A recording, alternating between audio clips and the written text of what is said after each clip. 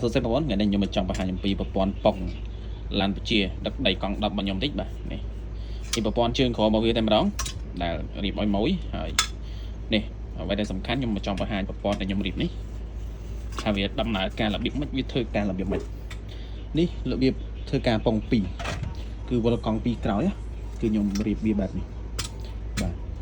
bà nếu như mà thở đai chật tia sẽ lập co lực này cứ nhom đai mặt đàm đây mà đâuហើយកន្លែងនេះគឺវាអាចស្រើបានស្រើបានឲ្យបានដូចគ្នាប៉ុន្តែនេះខ្ញុំប្រើកស៊ូដើម្បីឲ្យវាញាក់លោតបានណាហើយខាងក្រោមខ្ញុំប្រើដៃខ្លងពីរធម្មតាទេប៉ុន្តែចម្លែកថងថាអានេះដៃខ្លងក្រោមនេះពីរហើយអាចទៀតនេះគឺអត់ដាក់កលនៅលើប៉ុងទេគឺខ្ញុំចាប់ជាប់តែម្ដងអញ្ចឹងជាប់ទាំងលើជាប់ទាំងក្រោមអញ្ចឹងដៃខ្លងកន្លោះកដាលដៃភ្លើងពីលើប៉ុងគឺអត់មានទេបាទឃើញចម្លែកជាងគេណាបាទនេះអត់មានពីលើទេហើយរបៀបដែលខ្ញុំធ្វើកលេទឿប្រឡោះកដាគឺខ្ញុំប្រើកលេហូតខ្ញុំអត់ប្រើកលេងាប់ទេមូលហេតុដែលខ្ញុំត្រូវប្រើកលេហូតជាមួយខ្ញុំធ្វើអីមិនពេលដែលប៉ងវាដំណើរការនេះឃើញទេបាទពេលដែលវាឡើងចុះដីនេះកលេនេះវាហូតចុះហូតឡើងអញ្ចឹងបើមិនជាប្រើកលេងាប់ទៅរួចទេ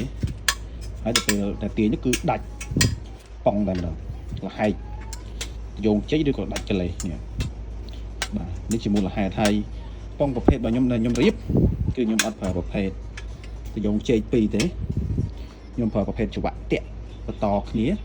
តាក់ពីប៉ងមុខបន្តទៅប៉ងក្រោយនេះបាទអញ្ចឹងទៅយោងចេញមួយគឺបវលប៉ងមួយ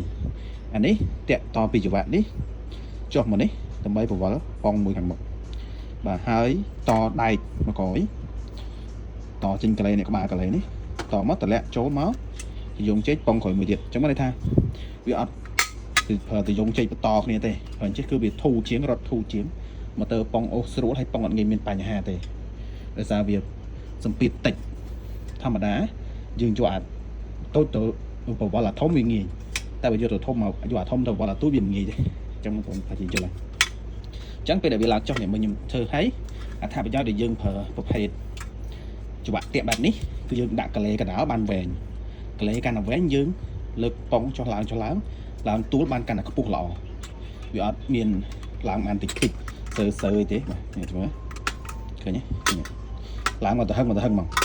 អានេះខ្ញុំអាចធ្វើឲ្យឡើងខ្លាំងជាងនឹងទៀតតែខ្ញុំអត់ធ្វើទេព្រោះឡើងខ្លាំងពេកក៏វាងាយនឹងប៉ះពាល់ដល់កលេឆាប់សឹកកលេដែរអញ្ចឹងឡើងប៉ុណ្ណេះគឺគ្រប់គ្រាន់ហើយនេះបាទបងប្អូនមើលទៅអញ្ចឹងពេលដែលមានដីទួលសន្តានដីក្លុកក្លាក់អីគឺវាឡើងចុះ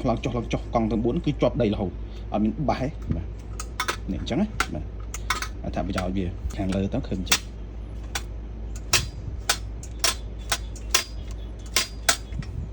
បាទហើយនេះផ្នែកខាងមុខ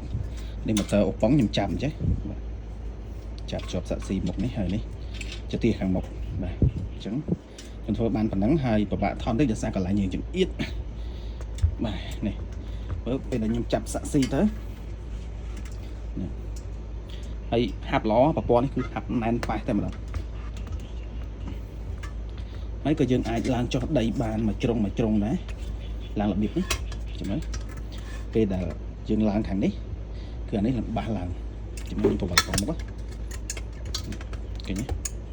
ដោយសារវានៅថ្មីកស៊ូវានៅថ្មីអញ្ចឹងវាអត់តរៀងជាអញ្ចឹងវាមិនដឹងទេតែលេងទៅធូរនេះឃើញទេ